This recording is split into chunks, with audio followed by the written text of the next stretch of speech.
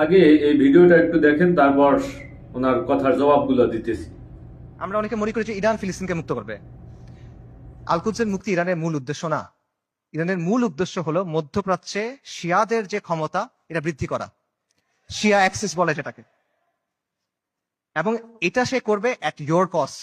একটা কথা আছে গেম থিওরিতে, জিরো সাম গেম, যে তার শক্তি যত বাড়বে আপনার শক্তি তত কমবে। এটা বাস্তবতা। ইরানের সাথে ইসরায়েলের স্বার্থের দ্বন্দ্ব আছে, ইরানের সাথে আমেরিকার স্বার্থের দ্বন্দ্ব আছে, কিন্তু তার মানে কিন্তু ইরানের সাথে আপনারও দ্বন্দ্ব আছে। যে ইরান আজকে ফিলিস্তিনের মুক্তি করার জন্য বুলি আওড়াচ্ছে, তারাই আজকে সিরিয়াতে আহলুস সুন্নাহ ওয়াল জামাকে হত্যা করতেছে। তারাই আজকে আহওয়াজে আহলুস সুন্নাহ ওয়াল জামাকে হত্যা করতেছে। তারা ইরাকে আহলুস সুন্নাহ ওয়াল জামাকে হত্যা করছে, এখন নির্যাতন করতেছে। এটা হলো বাস্তবতা।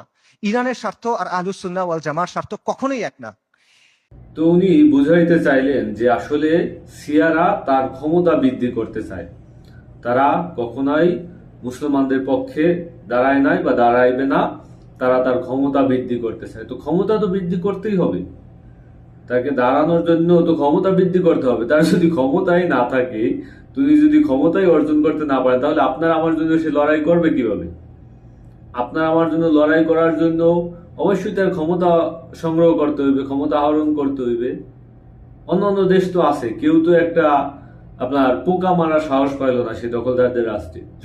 যতটুকু করার শুধুমাত্র এশিয়ারাই তো করছে, যতটুকু করার ইরানই করছে, অন্য কেউ তো করলো না। বরঞ্চ আমরা দেখলাম যে অন্যান্য যে দেশগুলো আছে, যাদের অনুসারী আপনারা বা যাদের হয়ে এই লোকটা হয়তো কথা বলতেছে, তো তারা কি করলো? তারা তো দেখলাম সেই দখলদারদের হাতে ডলার তুলে দিল, আমেরিকানদের হাতে ডলারের বস্তা দিয়ে দিল, এবং সেই বস্তা আবার দখলদারদেরকে দিল, এবং দখলদাররা আবার সেই বস্তা দিয়া আপনার তেল কিনা, সেই বস্তা দিয়া যুদ্ধ বিমান কিনা, সেই বস্তা দিয়া গোলা বারুদ কিনা আবার ইরানের উপর হামলা চালাইলো। তো কে মুসলমানদের পক্ষ হয়ে দাঁড়াইলো? কে সেই দখলদারদের বিরুদ্ধে যে যোদ্ধারা যুদ্ধ করতেছে তাদেরকে অস্ত্রশস্ত্র দিল? কে মুহুর মুহুর আপনার ড্রোন ছুড়া মারলো? কে বড় বড় ব্যালিস্টিক মিসাইল ক্ষেপণাস্ত্র ছুড়া মারলো? মানে চোখের সামনে ঘটনাগুলো ঘটতেছে, তারপরও এরা ইরানকে কিভাবে শত্রু বানানো যায় মুসলমানদের। আরে ভাই, ইরান না হইলে তো মুসলমানদেরকে পাড়াইয়ে মারতো।